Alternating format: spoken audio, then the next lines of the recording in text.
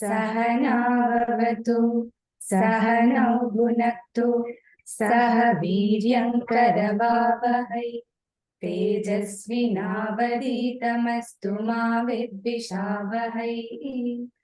Om Shanti Shanti Shanti.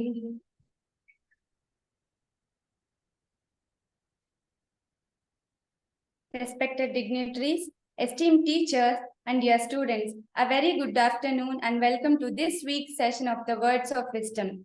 I am Navya Sai, pursuing my Master's in English Literature in Sri Sathya Sai University for Human Excellence.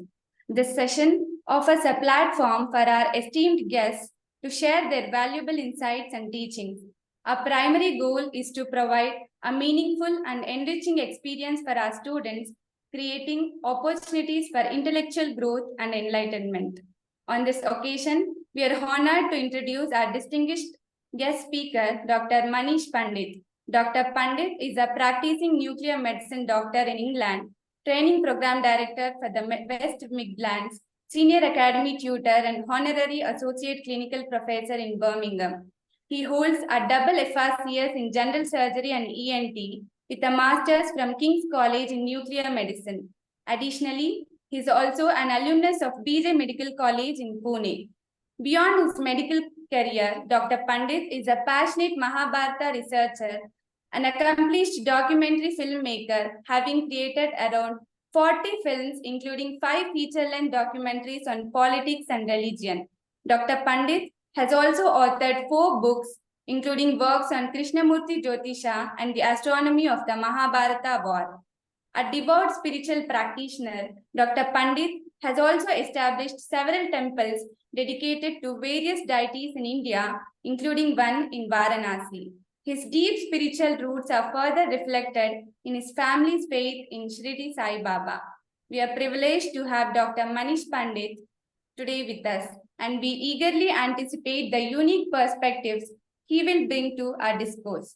Please join me in welcoming Dr. Manish Pandit to the Words of Wisdom session. Pranam.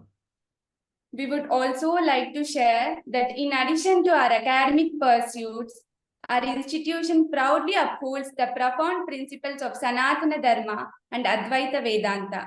Through our Paravidya classes, students engage with the Vedas, Upanishads, and other sacred texts, fostering both academic and spiritual growth.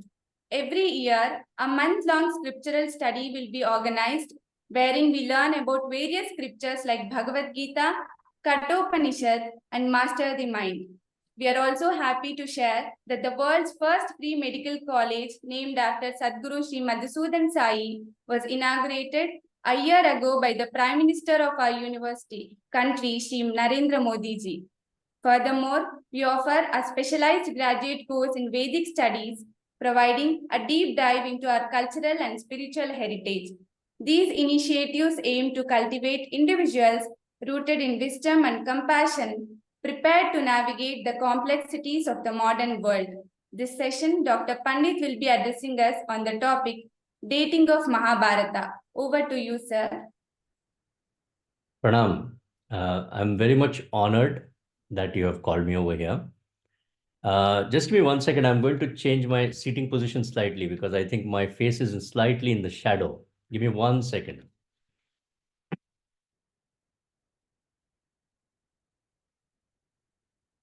I think that might be better. I think that is much better. So thank you very much, Navya Sai, for that very nice introduction. This is a very interesting topic for me, and I'm very honored to present this topic to the Sathya Sai University for Human Excellence. I did not think when I started my journey in filmmaking and in nuclear medicine, and prior to that in surgery, that I would ever be doing any work on the astronomy of the Mahabharata war. But here we are, and this happened because of a very interesting encounter which occurred years and years ago, long ago. must be now around 2 decades ago. And what happened is that I was working in surgery at that point, and there was some person from Lady Hardinge Medical College over there in England. And this particular person had some or the other problem. So I was trying to advise this person, well, you can calm your mind down by reading the Bhagavad Gita and things like that. And the person swung around and told me that, well, because Sri Krishna doesn't exist, because we have been taught it is all mythology and a myth, therefore, the question of the Bhagavad Gita doesn't arise. So I was quite puzzled by this entire approach. And so I decided to look into whether we can prove that Sri Krishna exists. I mean, for devotees, there is no issue. But today, when the whole world is looking at everything through the prism of science, I think we owe it to everybody to sort of try and find out whether there is any possibility that we can actually look at the Mahabharata through the prism of science now. And that is what I have attempted to do. I was one of the first people to do this. So without further ado, I'll go on to my presentation. And I thank the staff and all the students for listening to me right in the beginning itself. It's not an easy presentation. I'm going to try and present some very interesting stuff. And at the end, we can have a nice question and answer session. I have no problems with questions, and I will endeavor to answer all of these. There might be, every time you give a lecture of this sort, you never know, you might grasp some fresh insight into the Mahabharata. So I'm sure with all these bright people over there in the audience, that somebody will obviously come up with some very nice questions. And feel free to, ask me those questions whenever you like anyway, but we'll take them at the end, I suppose. Yeah. I'm just going to start this particular presentation. Yeah. So here we are. So I've already shown you that my background is that of a nuclear medicine person, but I trained in BJ Medical College from Pune. And after that, I did around 5.5 years of surgery before seeing the light or the dark side, as you may wish to term it. And so I'm going to go to my first slide. Now, here's the thing. There are 4 types of dating efforts of the Mahabharata. The first type of date is the date which says that the moment that Kali Yuga has started. Kali Yuga is assumed to be, from tradition, it has always been 3102 BCE. And those are the dates which assume that Kali Yuga cannot start without Sri Krishna leaving. And so those dates basically say that the Mahabharata war occurred before Kali Yuga. So the war is assumed to occur 36 years before this, around about 36. And there are numerous people who have attempted to fit all the astronomy references into these dates. It's like a bit of a force fit. And therefore, there are multiplicity of dates, and all these are this 3139, 3138, 3137 BC, and so on. The second kind of dating effort is where all the dates are assuming that archaeology is the only thing which counts, and that doesn't allow a date beyond roughly 2.2K BCE or thereabouts. In fact, most of the Mahabharata daters who are going on archaeology go 1.5 to 1.7K BCE. Then there is the triangulation method, which uses the positions of the slow-moving planets, Saturn, Jupiter, Mars retrogression, the moon phases. We try to look at how the moon phases should fit in the 18 days of the war.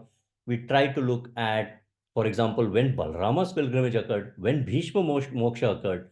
All these things, the only date which qualifies is the date which was originally proposed in South India by a researcher called Srinivas Raghavan professor of mathematics of Chennai University. Long time ago. This must be 5 decades plus now. And of course, my own mentor in this respect was Sri Dr. Narhari Achar, who is now unfortunately passed away, but left me with this thing, and I have modified his theory quite substantially, but I have stuck to the same date, and I will show you what exactly fits in that date and how it fits, how well it fits. And then there is the fourth type of dating effort, the dates beyond the furthest acceptable limit calculated by astronomy, mathematics, archaeology, whatever. These are what I like to call as the nice imaginary waffly kind of dates. 5561 BC, 6K BC, 7K BC, 8K BC, 10K BC. Somebody actually even told me many years ago when I came out with my film, they said, you shouldn't be going to 3K BC for Mahabharata. We want at least 100K BC. It makes us feel nice. So obviously these are imaginary dates, all these other ones. And here is my first slide. So the references actually of the Mahabharata show that Kali Yuga clearly arrived before the Mahabharata war. So Kali Yuga 3102 BCE is arriving before the Mahabharata war, is actually the hypothesis which I'm presenting to you. I'm going to show you the few references. I mean, I'm going to show you a sample of the references, because it's not possible in this small talk to show you all the references, but they are there in my book. And whoever wants can download my 3 volumes of Astronomy of the Mahabharata War. They can download it for free. I will be sending the links also for download. Okay. So here we are, 3137 BC, 3138 BC, 3139 BC, 3140 BC, etc.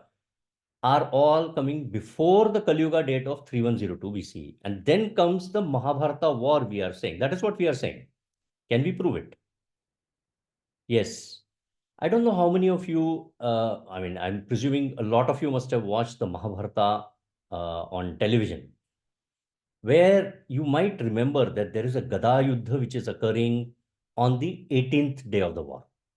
And the 18th day of the war, you have a peculiar situation. Bhimsen and Duryodhan are fighting. And you might remember they're circling around each other, and they are extremely powerful fighters of the Gada, right? They are fighting with the mace. And what happens in that is all of a sudden, Bhimsen suddenly picks up that Gada and hits Duryodhan on the thighs, which is against all the rules of war. And Balarama gets very annoyed at this. Balarama, as you know, is the one who has taught both of them the Gada Yuddha principles. And he gets very annoyed. He rushes over there. And as he's rushing over there to intervene, Sri Krishna says, Praptam Kaliyugam Vidhi Pratidnyam Pandavasya cha Andrinyam Yatu Vairasya Pratidnyayascha Pandavaha. And this is a very peculiar sentence. You see, Praptam Kaliyugam Vidhi. Kaliyuga has pierced, or Kaliyuga has already arrived, actually. If you go according to most of the translations, they will tell you Kaliyuga has already arrived. That is why Adharma has already started over here. And so then the question arises, well, but most of the people who are talking from the Srimad Bhagavatam say, well, Kaliyuga cannot arrive, they feel, before Sri Krishna leaves. Is this true? So we have to now reconcile the two statements, or we have to at least find common ground, or we have to say, well, one of them must be false. But so let us go to the next one. And so Kali Yuga has already arrived to fulfill the Pratidnya of the Pandavas. So it must have definitely arrived a few decades before the war took place, but can we prove it further? Here is Srimad Bhagavatam, Canto 1, 1536. And I'm just giving you I'm giving you the translations. There are 2 translations I'm going to present. And this is the evidence against saying that Krishna was departed Kali Yuga, 36 years after the Mahabharata. This particular thing, the first part of this sentence is not true. Krishna was departed Kali Yuga is not true. 36 years after the Mahabharata, that is true, right? And how can we prove? So here is that first one. When the personality of Godhead, Lord Krishna, left this earthly planet in the same form, from that very day, Kali, who had already partially appeared, became fully manifest. Partially appeared to become fully manifest. Let's go to the next one. how can something be described as partially manifest unless it was already present or, from the beginning? So Kali Yuga has arrived before the Mahabharata war from that particular verse. Just a translation I'm giving you at the moment. I'll give you the Sanskrit verse in a moment. And here is the next one. Yada mukundo bhagavan imam mahim jaho sotanva shravaniya satkataha. Right? And can you see over here, as soon as Lord Mukunda, whose leelas upon listening leads to salvation, I would prefer the word liberation rather than salvation. Salvation being more of a Christian term based in the Christian theology, whereas the term, I think, liberation will be more towards the dharmic point of view. So when Lord Mukunda left the earth, Kali, the spirit which causes the immature minds to do adharma, strengthened the grip of the earth. You can see over here. So both these translations and the verse actually are pointing towards the presence of Kali before the Mahabharata war. How can something be described as strengthening its grip unless it was already present from before? Right? So Kali Yuga has arrived before the Mahabharata war. There are other references to this effect. Let us go further. Now, if that is the case, then 5561 BC is obviously wrong, but 3137, 3138, 3139, 3140, 3143, all these BCE dates, all these are wrong. Let us see 5561 BC obviously is wrong. And this, therefore, is that Kali Yuga, and then you get the Mahabharata war at 3067 BCE. Right? So, the war theories which make this particular odd mistake, because there are multiplicity of researchers who have tried to date the Mahabharata war. So I'm just trying to give you an overview over here first. Now, if we say Kali Yuga had started a few decades before the Mahabharata war, then the inference is that the Mahabharata war must occur inside the 50 to 100 years after the onset of Kali Yuga. We don't need this, but I'm making this hypothetical statement over here, which is based pretty much on fact. So that is 3102 to 3020 BC or so is the rough date of the war. Now, how to make it finer? Well, we can use Rohini Saturn, and I'll be coming to the Rohini Saturn slides a bit later. But Rohini, so Saturn at Rohini Nakshatra. Saturn at Rohini Nakshatra is well known for its destructive potential. The major wars of the last few centuries were starting with Saturn at Rohini. The creation of Bangladesh, the Battle of Stalingrad in World War II, 9/11, all of these three events, the major world-changing events, they have occurred at that point. So you search for a year in that 3102 BCE to 3000 BCE with Saturn at Rohini, which is every 29.5 years. So, you'll come up with a couple of dates, right? Can we fine-tune it further? And what else is there in the Mahabharata text? So, for the purpose of this presentation, I'm going to show you some key nakshatras for the Mahabharata. There are 27 nakshatras in 360 degrees, which are fixed stars of the zodiac. Now, I will come to the Panchang details, out of which nakshatra is one of them, in a future presentation with, Sai Baba's will. We'll come to that in a future presentation. But I'm going to show you these on a map of the sky in a moment. And there are 5 nakshatras of importance. Pushya or Altar, where Duryodhan rejects peace. And it's also the nakshatra where Balaram starts his pilgrimage, but there's a difference of 27 days between the two. Because the nakshatra, which I'll present in a future session, that bit of it, is 27 days separation when it's repeated, right? Anuradha is the nakshatra where Balarama leaves Krishna at Upaplavya. Jyeshtha Antares is where the Amavasya occurs. The next Pushya, 27 days later, is where Balarama starts his pilgrimage. Shravana or Altair is where Balarama must finish the pilgrimage in 42 days. Rohini Nakshatra is where Saturn is placed, and I'm going to show you that. So here are the stars. So if you go right at the top of your screen, you'll see a motif of Balarama. There are 2 places where I have put that particular motif of Balarama. And you can see that Pushya Nakshatra is over there. And can you see that there is a Cancer sign over there? Sign of the star sign of Cancer. The problem is that in the Mahabharata, none of the Rashis are really mentioned. Rashi is a more later advancement, whereas the nakshatras is, what is much earlier to this. Pushya Nakshatra is also the most auspicious nakshatra of the Hindu zodiac. If you ever want to start anything in your life and become absolutely successful at it, the Shastras say that Pushya Nakshatra is one of the best nakshatras to start. It nullifies all the doshas of the horoscope. So we can use Pushya Nakshatra for that particular purpose. Now, Pushya Nakshatra, by the way, is also the moon nakshatra of India's independence chart, 1947. And it is the principal thing which separates India's chart, which is otherwise nearly, it's very similar to Pakistan's chart.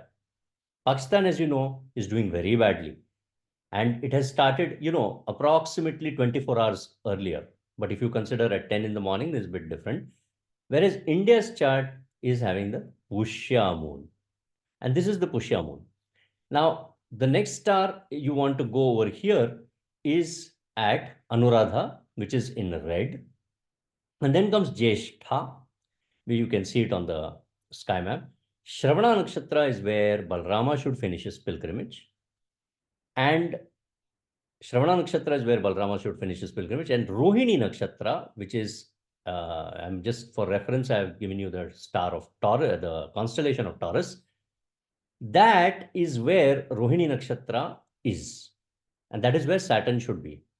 So just for a reference, so this is a sky map. This is the timeline of the pilgrimage. And what is the timeline? This is a rigorous criteria. It's a 42-day pilgrimage where Balarama must start at Pushya Nakshatra.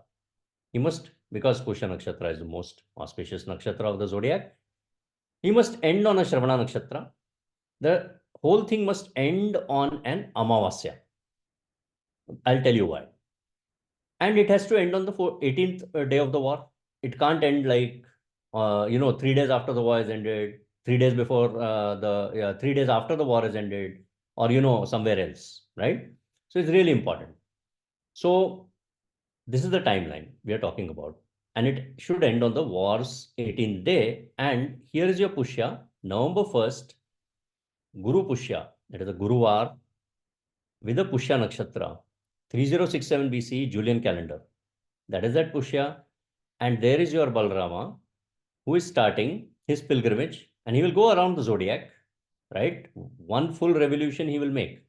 And he will make a complete revolution around and come back to Shravana. And that will be that Shravana Nakshatra, which is the 42nd day, right? And this is a really perfect fit. That will be the 12th of December of 3067 BC, right? And in the meantime, we can also give you the stars which are occurring along the way of his pilgrimage, which I'm just pointing out over there. And you can see that there is a second Pushya Nakshatra. So there will be one more Pushya Nakshatra which is hidden in the war timeline. But we'll come to that later. And that is December 12th he'll end. So November 1st, he starts, December 12th he ends, Shravana Nakshatra. He will end. And let us now go to the timeline of mission of peace. How do we get to this second Pushya Nakshatra I am pointing out? And what has happened in the before to this? Krishna starts his mission of peace at Revati Nakshatra Kartika Masa.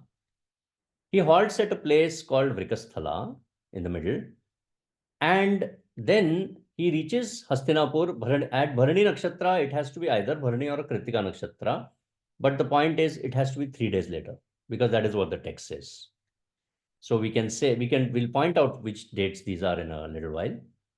There, what has to happen is there has to be a penumbral lunar eclipse. So there is a lunar eclipse which is occurring over there. That is given in the text, right? And then we come to the first Pushya Nakshatra. You see, what happens is, just a few days after this, what happens is, after his mission of peace starts, and he reaches Hastinapur, Duryodhan rejects peace. Peace talks fail. Duryodhan says, I have no intention of honoring peace. I want war. Okay. And that is that first Pushya Nakshatra. This is the first time we are reaching that Pushya Nakshatra. The problem is the majority of the researchers who are looking at this have made one huge mistake. which is that they have taken this Pushya Nakshatra to be the same Pushya Nakshatra on which the Balarama starts his pilgrimage, which is not the case. Because I will tell you why in a little while, but we'll stick to the text of this slide presentation first. 4 days later, Krishna rides with Karna. You might remember that Krishna tries to convince Karna. He tries to tell Karna that no, don't fight with the Kauravas, please fight with the Pandavas. That is the Uttara Falguni Nakshatra. That nakshatra, he makes 4 astronomy observations, including one on Saturn at Aldebaran, Rohini. He makes another observation of Mars making a retrogression at before reaching Antares, which is Jyeshtha nakshatra, right? And he also points out that there has been a lunar eclipse which has already occurred, which is that lunar eclipse I just showed you on the slide. And the solar eclipse is going to occur at Jyeshtha nakshatra. And at this very point, another part of the text of the Mahabharata points out, Sri Krishna points out, Saptamachapi divasat amavasya bhavishyati. And the preparations for war have to be started on that date, right? Saptamachapi divasat, after 7 days. After this, amavasya is going to occur at Jyeshtha. Can we point it out? So this is the amavasya at the nakshatra ruled by Shakra, according to the text. And there is your solar eclipse, which is occurring. And a day before this is when Balarama is leaving. But Balarama is not leaving at Hastinapur. You see, there is a geographical separation of all the Mahabharata people. Sri Krishna, Duryodhana, and all these people at the Pushya Nakshatra 1, they are in Hastinapur because they have to be in the Rajya Sabha, right? They have to be in that Raj Darbar. But Balarama and the Pandavas at that point are in Upaplavya. Now, Balarama, we don't know when he has arrived in Upaplavya. We know that he leaves one day before that Jyeshtha Amavasya. So, Balarama, therefore, obviously cannot start his pilgrimage on the same day as the first Pushya Nakshatra, where Duryodhan says that peace talks have failed. Right? So that is your Jyeshtha Amavasya ruled by Indra, Shakra. And then comes your third eclipse, which is a penumbral lunar eclipse, right? So, and then from there comes the next Pushya Nakshatra, which will be 18 days after this Amavasya. And that is where the second Pushya Nakshatra occurs. And that second Pushya Nakshatra is where Balarama must start his pilgrimage, which is a 42-day pilgrimage. So now you can see this sort of thing, which is a very, very clear delineation of facts based on what the astronomy is telling us. And we'll tell you what the dates are also.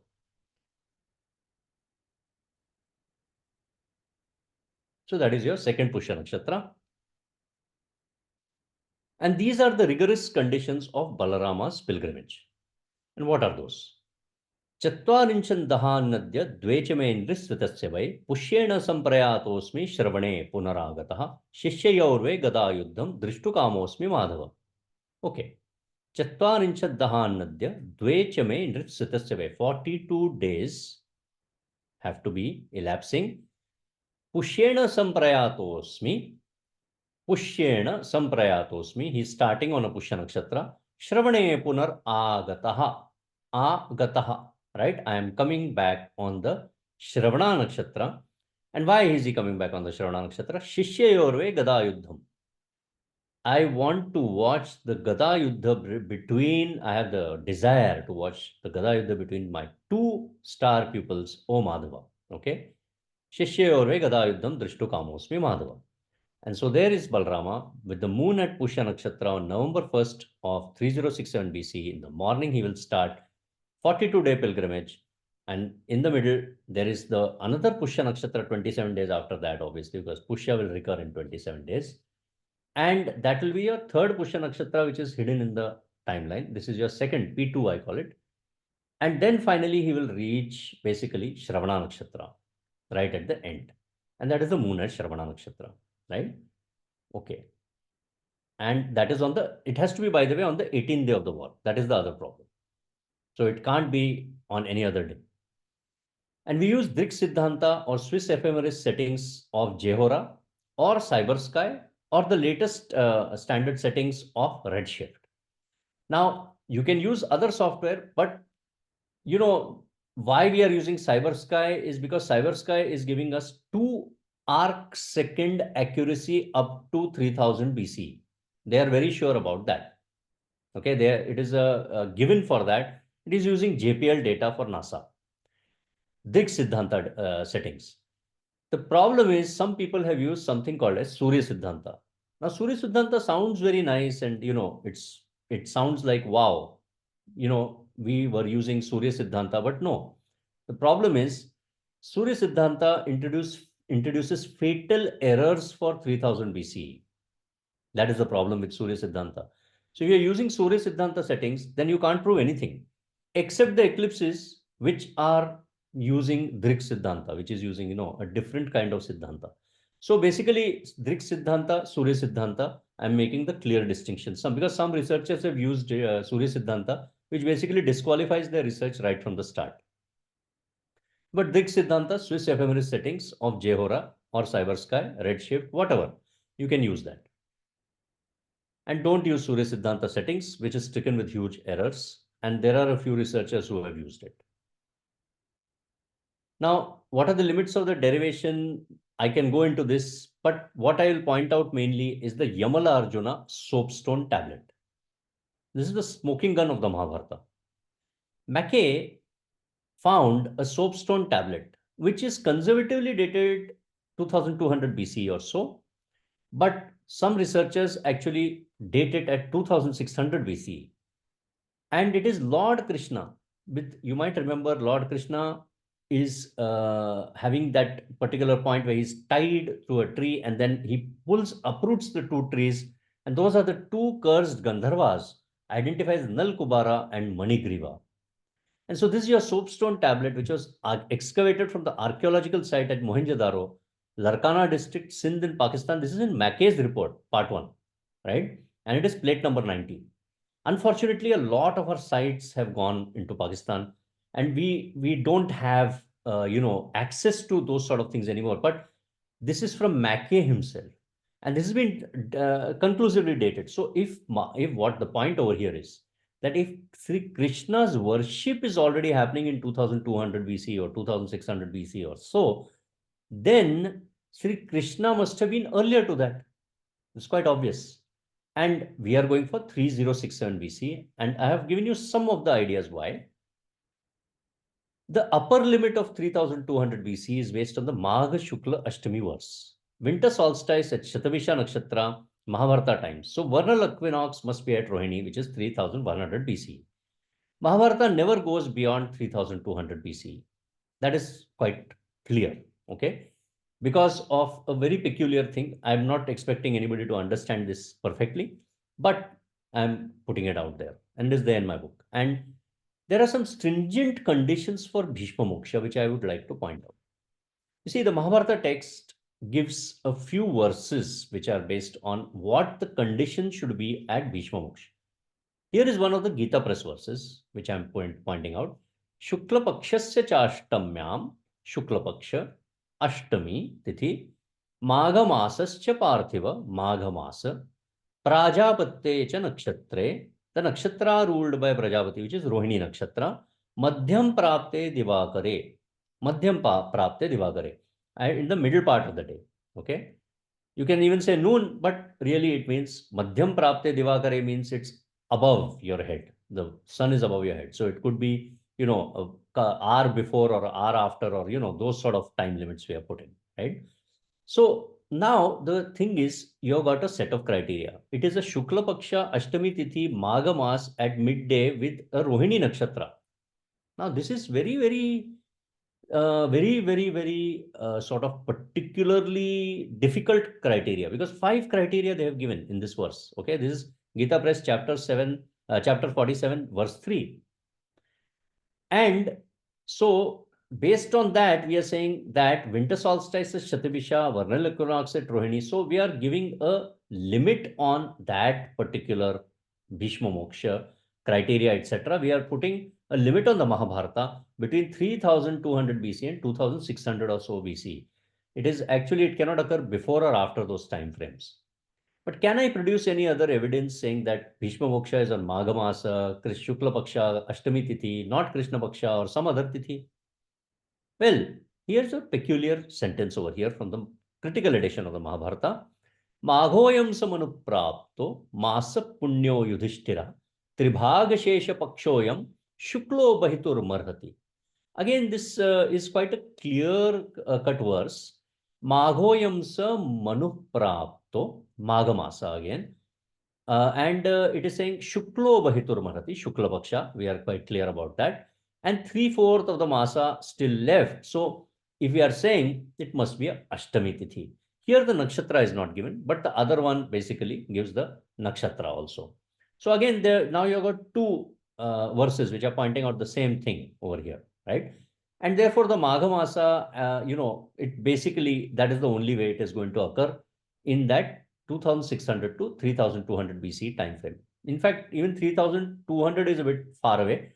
It cannot actually, even 3100 BC is probably the limit for Mahabharata, 3150 or so. So upper limit 3200 BC, we say Magha Shukla Ashtami verse. And so Mahabharata never goes beyond 3200 BC. It's impossible. And the vernal equinox at Rohini is 3100 BC. I'm just giving you this over here. The precession of the equinoxes. I'm showing you this particular slide, which is kindly derived. Part of this was talked about by Sri Kalyan Raman. Now, can I prove that this particular day of Bhishma Moksha is occurring in Uttarayana, which is actually winter solstice? It is not the Uttarayana which nowadays we are talking about, which is, we are saying basically Makara Sankranti. No, this is not happening in that particular way. This is a very set of very peculiar verses which are pointing out that it has to be a solstice, a winter solstice. But why are we saying 4th day after winter solstice? Why not first day after winter solstice? So this is an interesting point again. So as I've already pointed out this verse, Shukla Pakshasya Chashtamyam Maghamasascha Parthiva Prajapatye cha nakshatre Madhyam Prapte Divakare. This is a very, very clear-cut verse. But why on the 4th day of post-winter solstice? Because there is a peculiar verse which has not been seen by most of the Mahabharata researchers. Well, and actually none of them have really looked at it at all. But this sort of came to me after I looked at the text in detail. And this is a peculiar verse. Look at this verse. Sa niryev gajapura tyajike parivaritaha drishtva nivrittamaadityam pravrittam chottarayanam. So we have got over here drishtva, which is the kridanta pada of parasmay padi dhatu, which is basically drish dhatu, and you have got drishtva basically, right? Well, basically we are talking about, pashyami, pashyasi, pashyati, but over here the kridanta pada has been used and the tva, basically pratyaya has been used, and that is the drishtva. He saw, he did not calculate. That is important. He saw winter solstice. Why am I saying winter solstice? Nivrittamaadityam. Vritta is the circle. It's like basically he saw that the sun basically has already reached that lowest point and is starting to move northwards. Nivrittamaadityam. Aditya has been released from the so-called stambhana of 3 days. Why 3 days? Whoever is in the audience can think about this very, very interesting point. You see, winter solstice in the old times, basically, if you look at the calendars, the calculated winter solstice basically is coming 21st of December nowadays. In those days, it would be around 14th of January. And basically, this particular winter solstice, what happens is that observation with the eye is always 3 days. There is a 3-day gap. And we call this phenomenon, even today, researchers around the world go to all the sites like Stonehenge, etc. And they actually look at it. And there is the derivation itself of solstice, meaning sol sistere. Sol sistere. The sun stands still in Latin, right? Sol sistere. That means the sun has stood still. And how many days does the sun stand still? It stands still for 3 days. Then it is seen to move northward. And this particular thing used to be the old festival of Saturnalia, which used to occur in the West.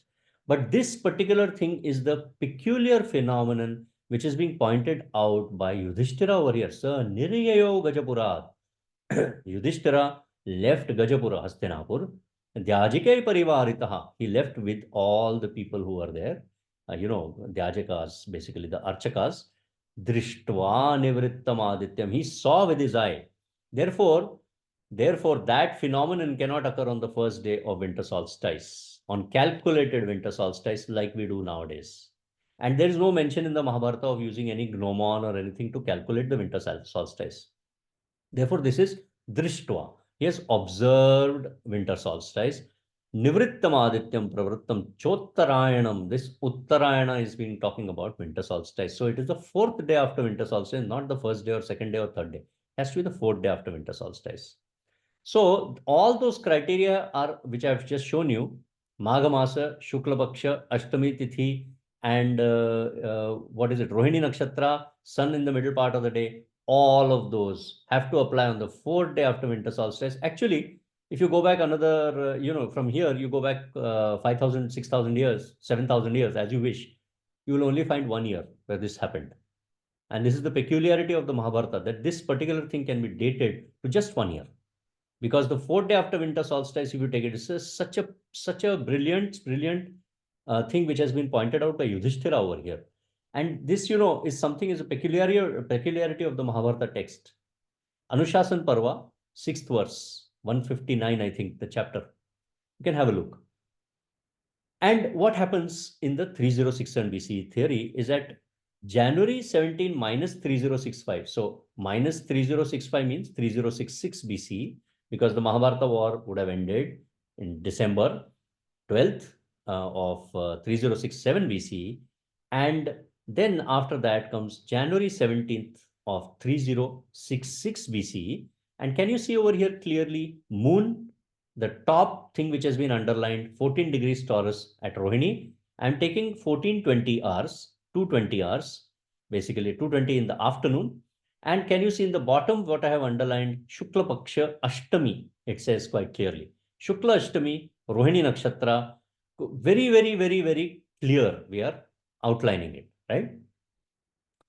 And what is the peculiarity of this? Is that Rohini Nakshatra, Shukla Ashtami, can you see that moon over there just at the top of the horizon? The bottom of the horizon, bottom of the thing, the sky is divided into two parts here in this slide.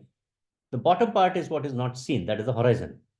The line in the middle is the horizon. And on top of that, can you see over there that there is a moon which is sort of half? That is your Ashtami moon. And look at that mad thing which is there. How perfectly it is corroborating it. Cyber sky this is, which is corroborating that moonrise. And how is it corroborating it? Because the moon has to attain a certain elevation to be seen in the sky, right? And so the moon has risen and gone a little higher. And then if you're standing somewhere on the ground, then you can actually see that, oh my God, here is your Rohini Nakshatra, Shukla Ashtami moon.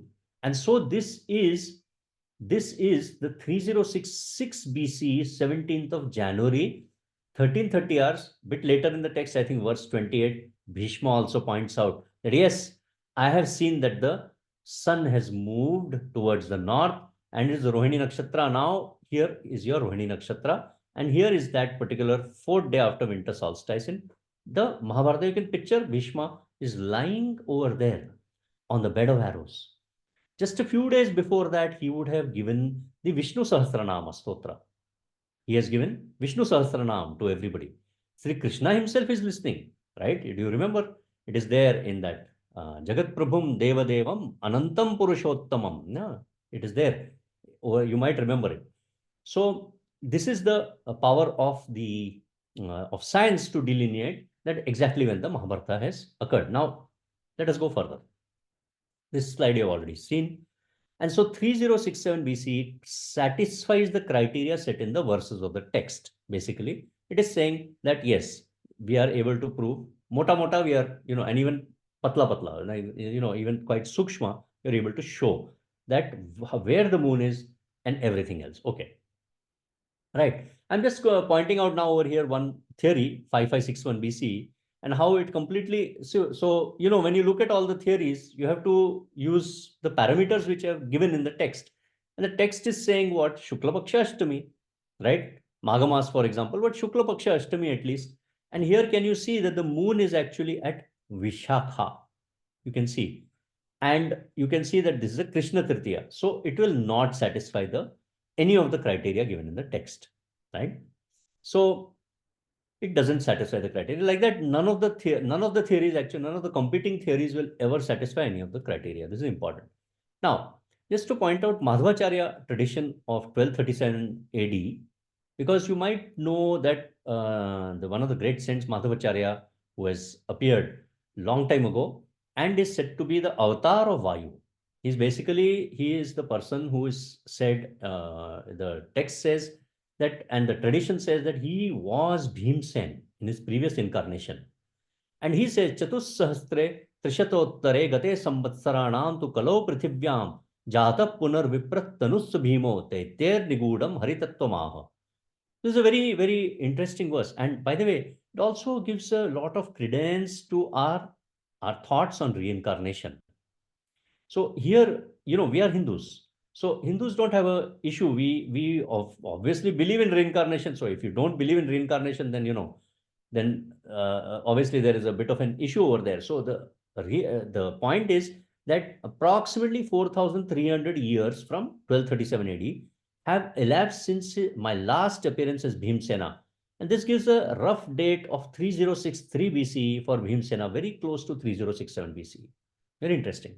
चतुस्सहस्रे त्रिशतोत्तरे गते संवत्सराणां तु कलौ पृथिव्यां जातः पुनर्विप्रत् तनुस्स भीमो दैत्यैर्निगूढ़ं हरितत्वमाह. Wow. Bit more archaeology. I'm just going to give you this thing that Burkle crater. There is something called as a Burkle crater, which is this is a bit of a copy from one of the websites, but just to show you that there is a fragment of a comet impact which in the West, they haven't been able to date very, very correctly, but they dated mota mota 2800, 2900 BC to the 3000 BC, that sort of thing. But we can be sure it is around about that 3030 BCE. There's a mega tsunami which is sinking Sri Krishna's Dwarka. And the crater is east of Madagascar. You can see the red arrow in the middle of this ocean. It's west of Western Australia in the southern Indian Ocean. It's adjacent to the Southwest Indian Ocean ridge. Now, that particular thing also has all the marks of a crater impact, and it's a massive crater. It's a massive, massive crater, and that particular thing is around 29 kilometers or so in its width or so. So we can be sure that there must have been some sort of a cosmic seismic impact at that point. Now, there are other things which I can go into. But what I'm going to do first is I'm going to just first point out a few things. So Shalya Parva, Balarama's pilgrimage. So by now you have understood a few points, which I'm just going to reiterate now. The first point is that there is a mission of peace timeline in the Mahabharata. From the science point of view, we are talking about 4 basic timelines, all of which are sort of dependent on each other. So there is a mission of peace timeline. There is, which is Sri Krishna's mission of peace timeline. There is the war timeline. And there is a pilgrimage, Balarama's pilgrimage timeline. Balarama's pilgrimage timeline, starting on a Pushya Nakshatra, ending on a Shravana Nakshatra in 42 days, must also coincide with the end of the war timeline. And the end of the war timeline, as we know, what is that end of the war timeline? That has to be a Shravana Nakshatra. And we are going to tell you whether, how we are going to calculate the moon phases of that particular day also, right? But both have to end on the same day. So 3 timelines. And the 4th timeline is the Bhishma Moksha timeline, which Shukla Pakshasya Chashtamya Maghamasascha Partheva Prajapatye cha Nakshatre Madhyam Prapte Divakare. It has to satisfy all those criteria on the 4th day after winter solstice. So this is a very, very, very, very difficult difficult set of criteria. I'm giving you 4 timelines, right? And 4 timelines we are going to prove. Now, just I'm going to introduce a bit of humor over here. What it is some of the researchers, you see, what has happened is in the entirety of the Mahabharata, because I am a researcher, it is my duty to point out that suppose you're having a race. You start from the start line and finish and end at the finish line. So I'm just showing over here Usain Bolt, start line, finish line. Now the thing is, what has happened is some of the theories, what they have done, they have removed the start point. So these are the pitfalls of dating the Mahabharata. So reversing the start and end nakshatras of Balarama's pilgrimage. Either remove the start line, remove the end point, or make start line the finish and make the end into the start point. So these are all the, this is some of the pitfalls. Another one of the pitfalls is making upamanas into references. So one set of theories, researchers have done that they have taken similes and metaphors instead of the real astronomy observations of the night sky, which obviously is a bit of a blunder. So some people have made the start the finish point, made the finish into the start point, and so on. And those are around 4 theories have done this exactly the same blunder they have made. These are 5561 BC, 3163 BC, 3143 BC, and 1793 BC. They have made this same mistake. So it's a bit like telling Usain Bolt to run from the end point to the start point while all the other people start jogging, start running in the opposite direction. And the timeline of the war and the pilgrimage, as I've just told you, are intertwined because they all have to end on the 18th day of the war. And so, because of the Pushyena Samprayatosmi Shravane Punaragataha, Shishyayorve Gada Yuddham Drishtu Kamosmi Madhava, you remember that verse, that we know that the war timeline and the pilgrimage timeline have all got to end on the 18th day of the war, right? And there is a 42-day timeline of Balarama's pilgrimage, which is basically starting at Pushya and ending at Shravana and also ending on the last day of the war, right? So this is one thing. Now, can we also calculate the moon phases? Now, before I go into that, I'm going to ask, before we start going into that, I'm going to give you a question just for everybody over there. Do you know when does the moon rise in Shukla Paksha? And when does the moon rise in Krishna Paksha? Has anybody, has anybody actually gone into the outside and looked at the night sky and thought, when must it happen? I did it. I did it because I was like, my God, because we are so disconnected from nature, we don't even know. These are very basic things. How much later does the moon rise occur every day?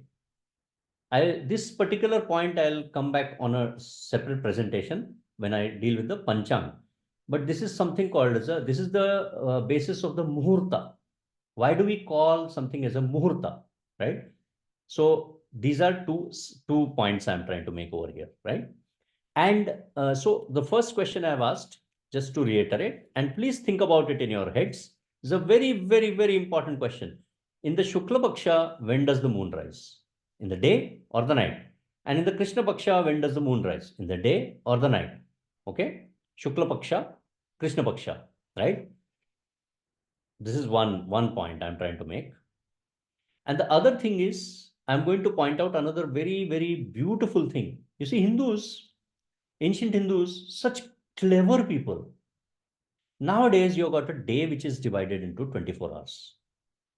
But these people divided the day and the night into 15 equal parts. Why 15? Random? Is it random? Is it a random thing that we just take 15 equal parts? No. Because the Pakshas are divided into 15 parts. Right? Krishna Paksha, Shukla Paksha, 15 parts. Now, so this is my first question. And when we come to the question answers, I hope, somebody will answer me. But I'm giving you one very interesting point. And so this is your first thing. Okay, so I'm going to take out this for a moment. So let's join the action to find out the moon phases, the actual where sort of the moon is basically, because what tithi it is we are trying to find out now. Okay. So let's join the action at verse 42 of chapter 159 of Drona Parvana. This is a little while after Karna killed Ghatotkach with his Divyastra. You might remember this, that Ghatotkach, who was the son of Bhimsen and Hidimba, and who is basically a Rakshasa fighting on the side of Dharma, right? And he's immensely powerful. The Mahabharata text describes him quite explicitly. And they say that his powers are growing at night. And he starts decimating the Kaurava army. And what happens is, Duryodhana after a while gets very, very anxious. He tells Karna, Karna, you have to somehow stop this Ghatotkach, right? Stop Ghatotkach by any means possible. And Karna has reserved his Vasava Shakti, he has reserved his Divyastra, he has reserved it for Arjun. But what has happened is, now he has to use that same Divyastra on Ghatotkach. And Ghatotkach, the moment he sees the Divyastra coming towards him, folds his hands because he knows he's going to die. But he has done his duty, which is basically he has taken the poison which was meant for Arjuna. He has taken that dangerous missile on himself, right? The Divyastra. So after that, they descend into a terrific amount of fighting. After Ghatotkach dies, terrific amount of fighting starts happening in the night. It's all happening in the night. And what happens after a while is nobody can actually see what is happening. So they are killing people from their own side, apparently. They're fighting people from their own side because they can't see. It's like terrific amount of this thing. And they're all very, very tired. So Sri Krishna basically is there, and Arjuna's mind obviously is prabhavit by Sri Krishna. And Arjuna basically says, let us stop for a muhurta. Let us stop for a muhurta, and then we will fight again when the moon rises, right? And that particular thing, the moonrise, tatah kumudanathena kamini ganda panduna netranandena chandrena mahendridik alankrita, right? Tatah kumudanathena kamini ganda panduna netranandena chandrena mahendridik alankrita. So the moon has risen in Mahendridik. This was my next question. Where does the moon rise from? We know the sun rises from the east, sets in the west. But have you ever asked, where does the moon rise from? Does it rise in the east? Does it rise in the west? Again, important question, no? Because Mahendri means east. Netranandena Chandrena Mahendri Digalangrata. So if you go outside and you actually check and observe, you'll find that the moon is rising in the east, it sets in the west, right? So now this is my next point I've given you. Now I'm going to give you the answer to my previous question. Shukla Paksha, when does the moon rise? Krishna Paksha, when does the moon rise? Krishna Paksha, waning phase, moon rises in the night. Shukla Paksha, moon rises in the day. Waxing phase, moon rises in the day. Waning phase, moon rises in the night. I'm going to repeat it. Waxing phase, Shukla Paksha, moon rises in the day. Waning phase, Krishna Paksha, moon rises in the night. Right? So, Tata Kumudanathena Kamini Ganda Panduna, Netranandena Chandrena Mahendri Digalankrita. Right? So, something which is giving Ananda to the eyes, that Chandra, Kumudanatha, Kamini Ganda Panduna, right?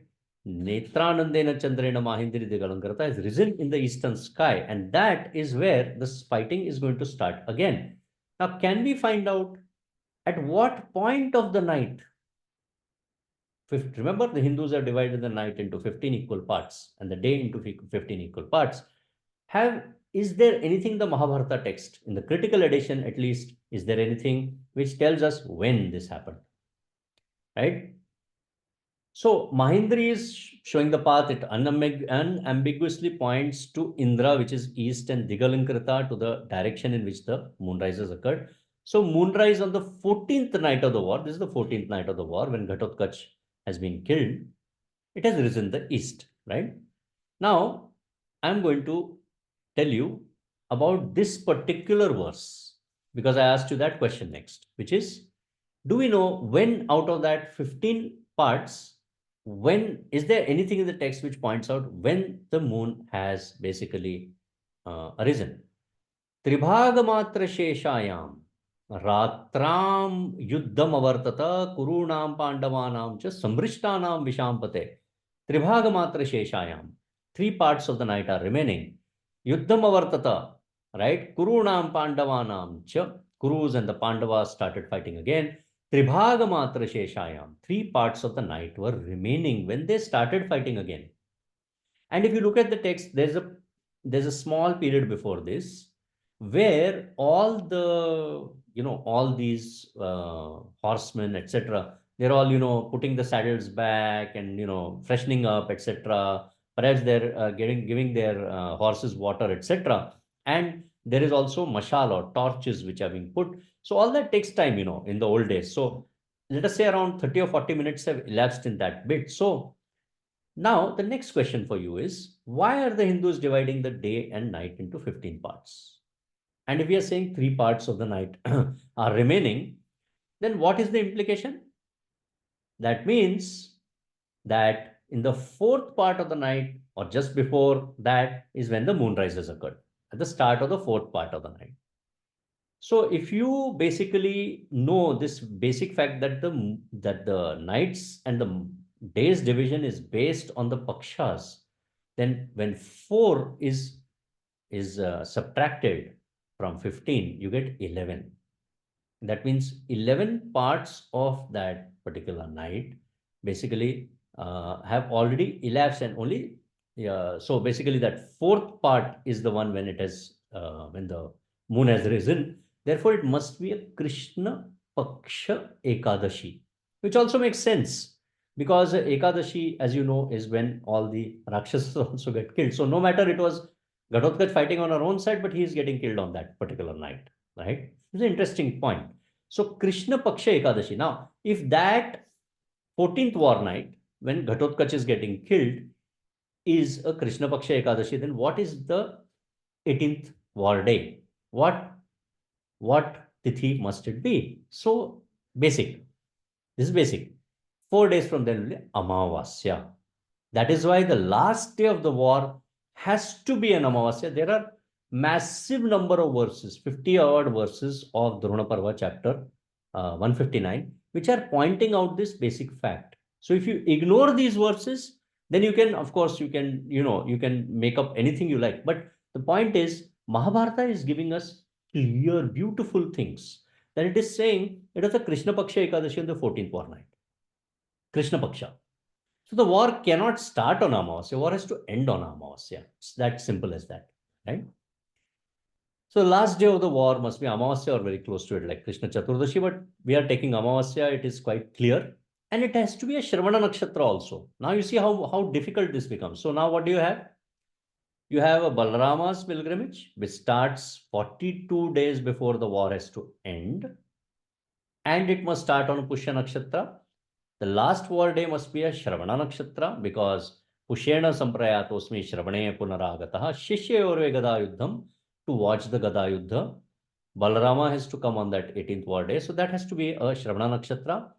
And it has to be Amavasya. Shravana Nakshatra Amavasya. And after that, once you go a bit further, then Bhishma Moksha has to occur. And that has to be Shukla Pakshasya Chashtamya Maghamasascha Parthava Prajapatya Nakshatre Madhyam Prapte Divakare. Shukla Paksha Ashtami Maghamasa at midday with a Rohini Nakshatra. Right? All these things. And we'll go a bit further now.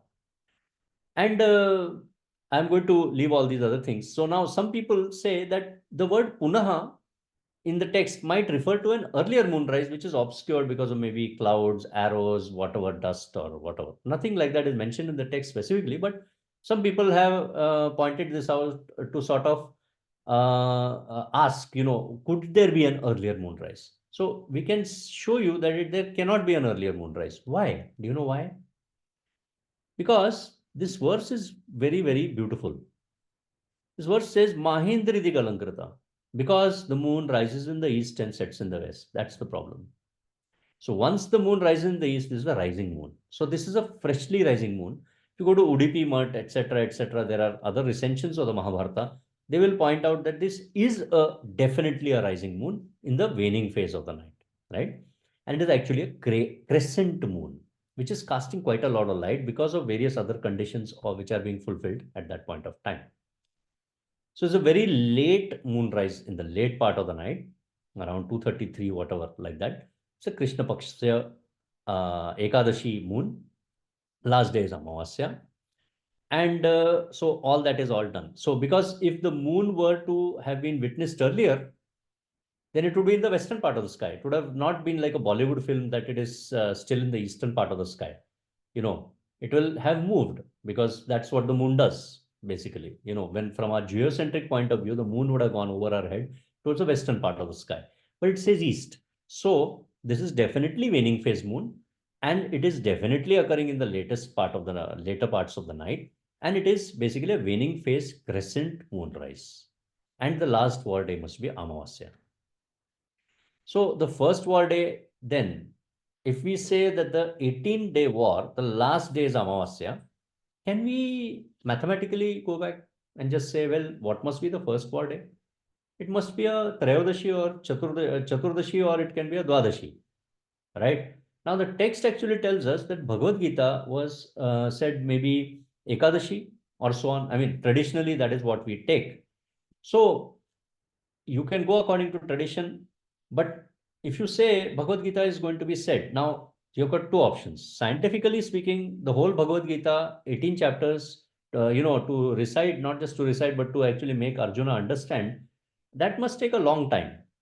So that is why some of the researchers say, well, that is why the Trayodashi, this is basically, we are saying Shukla Trayodashi, the war starts, and basically the war will end on Amavasya. And, fourth here, a lot of theories make those mistakes, they ignore all the verses of Andron Parva, etc., etc. I won't go into that, but a lot of theories do it. You can check my books, etc. on this as well. So war begins near a full moon, cannot begin on Amavasya, ends on an Amavasya, and Balarama's pilgrimage must synchronize with it. We are proving all those points. And so textually, we are giving you the moon at the start of mission of peace at Revati Nakshatra, moon at Kartik Purnima with the lunar eclipse, penumbral lunar eclipse, Pushya 1 where Duryodhan is rejecting peace, and that is your solar eclipse. Just the day before that, Balarama leaves Upaplavya and actually goes away. Yeah, so Balarama goes and leaves, he has a minor fight with Sri Krishna, and 18 days away from that, Pushya 2 pilgrimage will start. And then the war starts Shukla Paksha 13, and the war will end on or near an Amavasya 18 days after that. And all those points will be corroborated. And now, so some people will say, Panditji, why are you so bothered? Let the war start any point, end at any point. Why do you have to stick to all these things given in the text? We can sort of think why we have to stick to it. Because the problem is if we don't do this, if I don't point out that the Mahindri Galankrita verse is there, Tribhaga Matra Sheshayam, Ratrayam Yuddham Avartata verse is there, right? If I don't point out that Shukla Pakshasya Chashtamyam verse is there, if I don't point out that, Saptamacha Vidivasad Amavasya Bhavishyati, that verse is there, or Pushena Samprayatosmi Shravane Punaragata, all these verses, if I don't point out, I can, in effect, date the Mahabharata anywhere in any decade, right up to this last decade. Because these are what we call as the micro markers of astronomy. If we take those away, we can date the war to any decade we like. And that is what a lot of people have done, because it's very difficult, you see. Mahabharata is like quicksand of research. So a lot of these things have occurred in the past.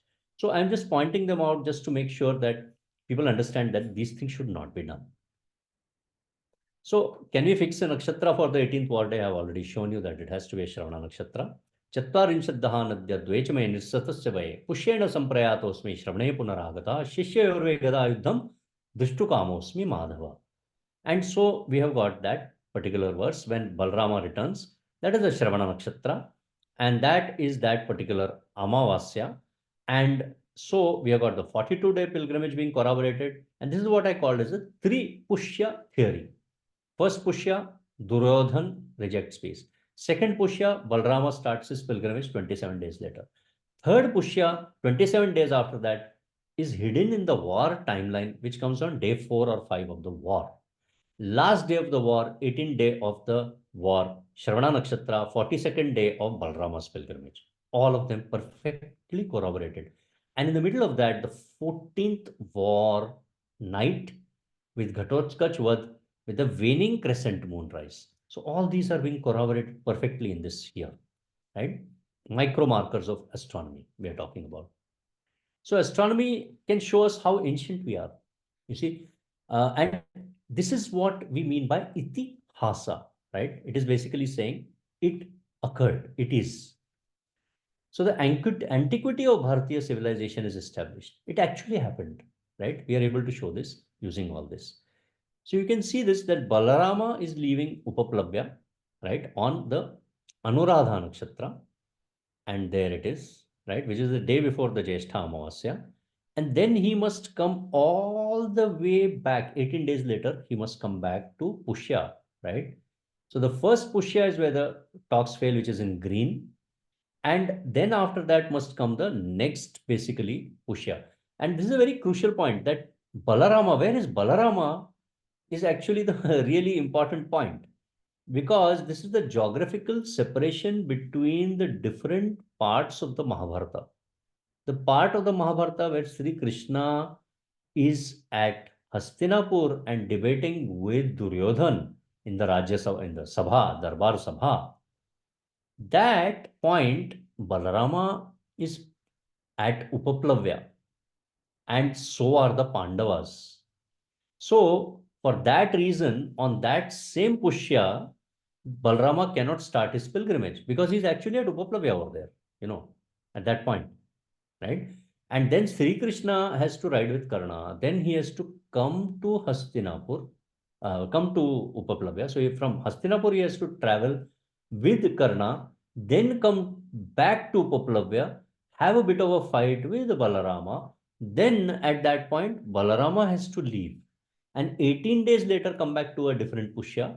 In the middle of all this, Rukmi, you might remember, I don't know whether you remember, he comes and offers his services to both the Pandavas and the Kauravas. All these things have to occur in the middle over there. That is why the two Pushyas cannot be the same. And that Pushya 1, Pushya 2 is such an important point that all the Mahabharata theories, nearly all the competing other theories, will fail. This is the only theory which will show you all these very, very difficult, important points. And this is very important for you. Why is it important for you? Because with this, you can actually prove that the Mahabharata actually occurred. Why? Because this sort of data, when somebody is putting, it means, so when the text is giving you this data, which you can decipher so easily, such a beautiful, clever thing they have done actually, right? By giving you the two different Pushyas are at two different points, right? One Pushya is in Hastinapur. The other Pushya is where he starts his pilgrimage. Balarama starts his pilgrimage is a different point completely. So the point I'm trying to make over here is somebody is there on the earth who is watching all this. And that is Vyasa, of course, over here in this particular case. But also Karna, right? So here is your different Pushyas, right? So these are the interesting points. Now I'm going to give you a very quick overrun on this. So this is the start of the mission of peace, 26th of September 3067 BCE. Sunrise that day we know was 6:04 a.m. And we know that he set out basically in Maitri Muhurte. Maitri Muhurte is not the same as Maitra Nakshatra. Maitra Nakshatra is Anuradha Nakshatra. But Maitri Muhurte is the third nakshatra in the scheme of Muhurtas. I'll deal with Muhurta in further session. But sunrise 6:04 sets out at 8 a.m. in the morning. So we know that he sets out at 8 a.m. or so in the middle part of that Muhurta, 26th of September 3067 BC, mission of peace, right? Tato Vyapete Tamasi Surya Vimala Udgate, that particular verse. Arrival at Hastinapur 3 days later, that night is the first lunar eclipse, 29 September 3067 BCE. Alakshya Prabhaya Hina Purnima Asin Chakartikim Chandro abhutti varnascha samavarnenam stalo. Right? So that is your first lunar eclipse. Bhishma chapter 223. In Hastinapur Sabha, 6 days later from arrival, Duryodhana rejects peace P1, Pushya 1, Altar, 5th of October 3067 BCE. That is at this point of 5th October. 8th October 3067 BCE, Krishna Karna Samvada or meeting 7 days prior to the Amavasya at Jyeshtha, and he leaves for Upaplavya soon after that. Saptamachavi Divasad Amavasya Bhavishyati, he says. And the Sangramam Yojaye Tatra Tamuhu Shakra Devatam. So that Sangramam Yojyate, Yojana. Doesn't say this war will start. He said start making preparations for war in 7 days. So Krishna Karna Samvada, 8th October 3067 BC, they ride together. Then after that, Balarama leaves Krishna at Upaplavya on Anuradha Nakshatra, and he arrives. So we don't know when he arrived at Upaplavya, but we know that he is at Upaplavya because the text explicitly states so. And his departure is on Anuradha Maitreya Nakshatra mentioned in Shalya 34:12, right? And then 7 days later, there is a Amavasya at Jyeshtha. Karna says that a lunar eclipse occurred already and a solar eclipse will occur 14th October 3069 BC. Note the meteors are falling at that point. And that is your solar eclipse, Shakra Devatam, Jyeshtha Nakshatra. Third predicted eclipse, which is there in the text, Chandra Surya Vubhav Grastan Ekamase Trayodashim. This particular thing, that is your third predicted. So the third eclipse, which is the second penumbral lunar eclipse at Mrigashira in a short lunar fortnight, Bhishma Parva, 328-29. And then we are getting, so I'm going to show you how he goes in the zodiac. So you can see Krishna starts on Revati Nakshatra from Upaplavya. And you can see over here, 3 days later reaches Hastinapur. First lunar eclipse at night, right? He goes further. And then you got Pushya, the talks fail. Then he's basically riding with Karna, Uttara Falguni Nakshatra, or it could be Purva Falguni also, I suppose. But Uttara Falguni, we have taken Krishna Karna Sambhada, where he makes 4 astronomy observations. And that is the point at which then he goes further from that, reaches Upaplavya, has a minor tiff with Balarama just before the Jyeshtha Amavasya, basically, right? And so that is your Jyeshtha Amavasya solar eclipse at Jyeshtha Amavasya. Then he goes further from that. And finally, now you've got lunar eclipse at Mrigashira, third lunar eclipse, and so on, right? Then after that will come your start of Balarama's pilgrimage. And the eclipses, by the way, have occurred before the war, because all the verses for eclipses are all before the war. Not those verses are not occurring in the middle of the war, because Vyasa meets Dhritarashtra on the eve of the war, right? So all these things, Somasya Lakshma Vyavrittam, Rahur Arkam Upeshyati, and so on, these are all verses which are occurring with eclipses occurring before the war. Then Balarama's pilgrimage starts 1st November 3067 BC, must finish in 42 days. Pushena Samprayatosmi Shravane Punaragataha. And the war starts 25th November 3067 BC. This is a modification from Dr. Achar's timeline, which was 3 days. There's a 3-day shift. The whole timeline I've shifted, basically. So now everything is perfect. Must finish in 18 days, cannot start on Amavasya, must start on Shukla Paksha 13. 14th war night moonrise, 8-9 December 3067 BC. Moonrise when 3 out of 15 parts of the night remain. This is a late waning phase, Krishna Paksha Ekadashi. This is that Ghatotkach what we are talking about, when the verses are given. Tribhaga Matra Sheshayam, Ratram Yuddham Avartata, Kurunam Pandavanam Cha, Sanrishtanam Vishampate, that particular verse. And Tata Kumudanathena, Kamini Ganda Panduna, Nitranandena Chandrena, Mahindri Digalangrata, etc. Those 50 odd verses of Drona Parva are there. So that is that one. And then the last day of the war. This is basically Shravana Nakshatra, when everything coincides. And then after this will come Bhishma Moksha, right? Aparvani eclipses 36 years later at Yadava Civil War. I'm just giving those over here. You can have a look at them in my text. This is for 3031 BC, because they say that the same 3 eclipses occurred 36 years later. And that is the October 20 lunar eclipse, November 5 annular solar eclipse, November 19 penumbral lunar Aparvani lunar eclipse, which has occurred for the Yadava Civil War. And then it ends, the Yadava Civil War will end Amavasya February 1st, 3030 BC. Sri Krishna will depart February 2, 3030 BC, Chaitra Shukla Prathama. Now, I'm going to give you one more corroboration. Alvar Shatagopa. You might remember Nammalvar, very famous saint of the south. I had one of his descendants on one of my workshops, actually, who also said that in his tradition, they take him to be born around that sort of time of 3K BC.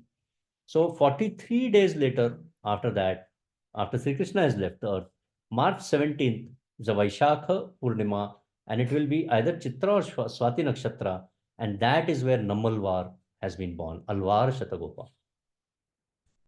Okay, I will end at this point, and we can, I think we should take questions because I think I'm within the time limit so far. So I will do that. Thank you, sir. We have few questions from students. Yes. First question is, what's a good entry point for students to grasp the fundamental terminology related to stars and other aspects of Sanatana Dharma? Right. So the problem with this is like this. When I came into all this, I was approximately 21, 22 years of age. Unlike all of you, who I consider to be quite fortunate that you are actually receiving some of the fundamentals of Sanatan Dharma. At least you are learning Bhagavatam, etc. But I belong to a very different state of consciousness, etc. I was brought up in Pune, and I was not like this. So I met my guru at that point. That must be it is now what, more than 30 years ago, I think. Nakhate Maharaj. And he basically then set about the process of transforming me. And I started doing various sadhanas at that point. And that is when my interest in astrology, astronomy was born, right? Astrology, I have nearly now, most of it I've given up, apart from a few very interesting predictions which I've made, which seem to have come right by God's grace. But if you want to grasp this, the problem is like this, that you must know what is nakshatra. For that, I will have to do another talk, basically. For nakshatra, then tithi. What is tithi, right? What is a ganadanta? That is important. What is a tithi gandanta? What is a nakshatra gandanta? What are all these things, right? So if you want to learn it from scratch from a book, it is probably a bit more difficult than if somebody explains it to you. So I will take that liberty of saying that I will be happy to do one more or few more of these lectures, and we can basically then go into what is a nakshatra, what is a tithi, how to identify it, etc., etc. And we can then go into also one interesting other concept. What is the utility of this? I am sure you people maybe, reading the Panchanga. What is the importance of it, right? You see, let us say somebody is born on a particular day and a particular year. The important thing is what tithi are they born, what nakshatra are they born, because you can calculate the tithi and nakshatra of that birth point for every month and every year of your life. And so let me give you an example. Let us say, I don't know, do you know your tithi, Navyaji, of birth? Possibly not. Or yeah? No, sir. Okay. Let us assume for a moment, I'm hypothetically, completely, that you are born on a Hasta Nakshatra, and let us say you are born on Shukla Paksha Panchami, let us say. Okay. Let us ignore the month for the moment, but let us say Tithi is Shukla Panchami and you are born on Nakshatra Hasta. Now, the important thing will be that Hasta Nakshatra repeats after every 27 days. Whenever Hasta Nakshatra will come, whenever the moon will transit Hasta Nakshatra in the sky, some interesting things can occur in your life. That day is very important, that the standard things should be done. Some standard sadhanas can be done, some meditation can be done, some japa can be done. That day, one should be very careful because that is a Janma Nakshatra day, right? Similarly, if you know your Janma Nakshatra, let us say it was Hasta for a moment, right? Then the eighth Rashi from Hasta, which is Kanya Rashi, will be called as what we call as Chandrashtama. That particular 2.5 days can be tension filled. So if you know it beforehand, you can take precautions beforehand, right? Tithi wise, you can come to know, let us say your Shukla Panchami. That Shukla Panchami arrives every month. That day, if you do some dana or whatever, and especially if you know when it arrives every year, that is your Tithi birthday. So all these things in future presentation, and I will also show you, I will also be happy to show you free software on how all these things can be basically taken forward and people can calculate it for their own. And this is a magnificent thing which the Hindus have. Almost, no other culture has it, right? We Hindus have it. We know Tithi, Nakshatra, all these sort of things. So that gives you the singular advantage that if you know when those things are, you can actually look at your own birth chart for that year. And you can come to some basic conclusions. Okay. So in a future presentation, I will do it. I think it is not fair of me to point you to any book at all, because to point you in the direction of any book, basically you will become more and more confused with that. It's not so easy. It takes years to learn that sort of thing, unless somebody teaches you some basic fundamentals, which I will do. Any other questions? Yes, sir. Our next question is, there is a contradiction regarding the onset of Kali Yuga, with some researchers and speakers suggesting we might still be in Dwapara Yuga. Are there any criteria or metrics to determine which Yuga are we currently in? This is a beautiful question you have given, actually. There is only one group of people who thinks that we are still in Dwapara Yuga, and they are belonging to the Kriya Yoga sort of tradition. Kriya Yoga, which was set up by the person who wrote Autobiography of a Yogi. And they have a different sort of criteria. They are not following the tradition of Kali Yuga, but the tradition of Kali Yuga is a very, very hoary and old tradition. In India, there are stone carvings also. There are inscriptions which are talking about Kali Yuga. And so we are definitely in Kali Yuga and not in Dwapara Yuga. Because, so there is an astronomy based Kali Yuga. There is a Kali Yuga which is based on civil Kali Yuga, we call it, and a ritualistic Kali Yuga. Now, that is beyond the scope of the study, of this particular study, but there is also a Harappa Mohenjo-daro inscription or tablet, I think, which basically shows that particular onset of Kali Yuga. Now, that Kali Yuga, we can say, whatever, 17th, 18th February, 3102 BCE, but the astronomy based Kali Yuga, where all the grahas are sort of in the same Rashi or effectively 30-35 degrees apart, that is occurring in a sort of time frame of 3K BC only. So there's no basis to there's no astronomy basis to saying we are still in Dwapar Yuga. Yeah. Any other questions? Our last question is, could you differentiate the variances between the calculations you have presented here and those of European calculations? Additionally, can we apply these methods of dating to events such as the genesis of Christianity and others of similar significance?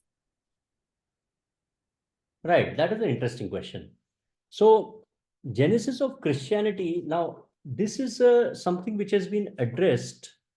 So, to answer the first question, the first thing we have to go into then is how old are these methods of calculation which we have over here. So there was a researcher, interestingly, I know of this only because one of my fellowships is from the Royal College of Surgeons of Edinburgh. And in Edinburgh, there used to be a singular researcher, John Playfair. John Playfair looked at all our books of that time and presented a paper. Well, he presented two specific papers in 1794. He is one of the most clever mathematicians of that age of the West. And he presented his paper, published his paper, set up the Royal Society of Edinburgh, which is a mathematical thing, mathematical society. One of the earliest mathematician astronomers of the West of that particular time, and one of the most brilliant.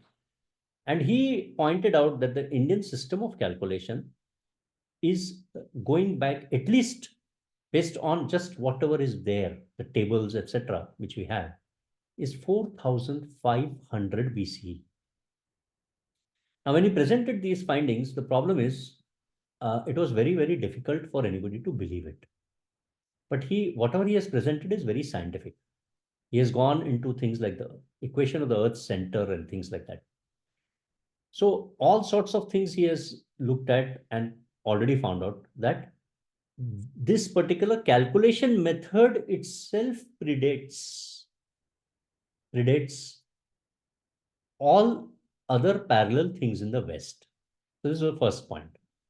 Second point is, if we go into the genesis of Christianity, well, it's an arbitrary point of, I think, 4004 BCE. Okay. So the difference over here is that Kali Yuga is based on some certain very specific criteria, right? Because we already know about tithis and things like that, and the nakshatras, and that all the grahas have to gather in a particular point, etc. Those sort of things. Whereas in Christianity, that particular thing is missing. You won't find that over there. It is an arbitrary point that this is, around 4004 and 4 BC. But if you actually look into it, the festivals of Rome, like Saturnalia, etc., which are the basis for which are the pagans festivals around about between the 17th of December and the 24th or 25th of December of every year. Those particular things are pretty recent. And those are the basis for the modern day birthday of Christ, for example. So the birthday of Christ is celebrated 25th of December. So that particular thing is based on a far older tradition. And that is what is that solstice, which I pointed out, the Uttarayana. Basically, the sun is going towards the northern sky. So if you go into the history, you'll find that actually most of the things are based on pagan festivals. They're not really, the basis for those is a bit more difficult, I think, for anybody else to point out that they are definitely Christian, but they were appropriated by Christianity, which is, fine. They've done whatever they've done at that point of time. And today that has just carried on as a tradition. So I think that sort of answers your question. Yes, sir.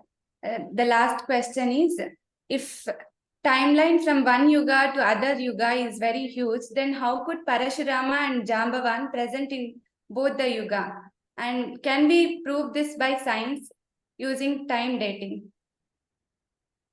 This is a very, very interesting and very interesting question, very difficult question. Now, let me give you till now, till now, right? Till what is it? 10:35 over here in England. I have given you only science. I have not given you any paranormal methodology for for anything which I have presented so far, right? And no, so far I haven't said anything out of science. This is the prism of science. But now let me take the prism of science to one side, and let us go a bit further. Now, I'm going to give you a couple of examples, basically, of what I'm saying and why I'm saying these things. Many years ago, there used to be a saint in the western part of India, in Maharashtra, Ramdas Swami or Ramdas Samartha Ramdas. Very famous. He's still famous. He's the guru of Shivaji Maharaj, right? And this Ramdas Swami lived around 125 years or so, right? 125 years. There is a place called as Sajjangad, which is there in Maharashtra. And in Sajjangad in Maharashtra, so I did my internship in a place called Velle. And Velle is not that far away from where uh, Ramdas Swami sat in an underground uh, cavern, which is basically under the ground in a tunnel inside a mountain, right? So this particular saint we are talking about, Ramdas Swami, he could see the Ramayana and the Mahabharata, and he could see Hanuman Pratyaksha at that point, right? So this is my point number one, which I'm giving. Now, how can Hanuman be Pratyaksha in whatever it is, in the 1600s, when Hanuman is, well, scientifically speaking, how can Hanuman be there? But Hanumanji is there. And he's not the only person to say so. Tyagaraja. Tyagaraja, at every 1 crore of japa of Ramanama, was able to produce Pratyaksha Rama and Lakshmana. There are, if you go into the literature, you'll find this is an impossibility, but it's true. It's in India, you see, this is what India is. Now, let me go a bit further. So this is the concept of Chiranjeevi, right? Chirakala, living impossible length of time. Now, is it possible? Let me give something to corroborate my point of view. Not that long ago, there used to be around about 1904. One of the saints I hugely revere, but is not very much known, because there isn't a PR being done for that person or anything like that. Or also, I think they don't want to be known. Also, some of them, no, this is also important. And the karma destiny is also important. Some people, the karma and destiny is that they will be known. Some people, the karma and destiny is that they will not be known. Now, here is the peculiarity of this. His name, the archaeologists were digging in a cave in a mountain near Puri. And they came inside that cave and they found a sadhu sitting there. 1904, this is. His hair had grown long and he was still sitting there. And so they got somebody from Puri to get all the conches and things and blow in the ear and all that. And so they got all these conches, etc., and they were blowing in the ear, etc., and they got him down from his samadhi. And then they found out that he was basically, when did he go there? So that was around 50 or 60 years before that he had gone into that cave. Okay. And the people of that area who know him say at least 500 years he must have lived. At least 500 years. If you ask the people who were around him, they will say 3,200 or 3,000 years or so he has lived. His name was Jatal Sadhu. His name is Vishakhapatnam. That place is still there. There is a ashrama also which is associated with it. And so what I'm trying to say is, this is an impossibility from the Western medical point of view, from the Western science of view, Western view, any other view, even today, most Indians will not accept it, but it's true. He gave up his body in 1993. But there are numerous people who will still say, who are still absolutely certain that he is still living in some other form, right? He's still there because he had that capability. So if what I'm pointing out is, if somebody like this had this capability, then is it even possible? Well, Pratyaksha, if you say, people have met that person. Jatal Sadhu, Sri Ram Vishwambar Das, that person, and they have met him, right? Till 1993 he was there. 60 years he stood in the sea and did Gayatri. 60 years. Ramdas Swami stood in the Godavari for 12 years and did Gayatri. So these things were there at that point of time. So it is a possibility, certainly, that these sort of beings were there. So therefore, having Jambuvant and Sri, all these people like that, well, it is entirely possible. No? I mean, I think there is no contradiction from that point of view. Um, there are some other interesting things which I can point out, but I mean, what I'm saying is, it is India. So ultimately, the prism of science, some point you have to decide that, well, till what point you can decipher these things by science. But here is your, the greats basically, which we had in India, and we still, have so many great sadhus and saints. So I think that sort of answers your question again. Yes, sir. Thank you, sir. It was a very enlightening session. Your presentation has reminded us about the vast and enormous knowledge system of ancient India, urging all of us to delve more into it. Your scientific approach in explaining the instances of Mahabharata has opened a new realm of experience. On behalf of our elders and staff of university, I would take this opportunity to invite you to visit our university, which is in Muddenahalli, a 45-minute journey from Bangalore airport. Once again, thank you, sir, for devoting your time in explaining every minute detail of Mahabharata with reason and logic. Once again, thank you, sir. We'll end the session with Shanti Mantra. Pranam. Thank you. Om Shanti Shanti Shanti.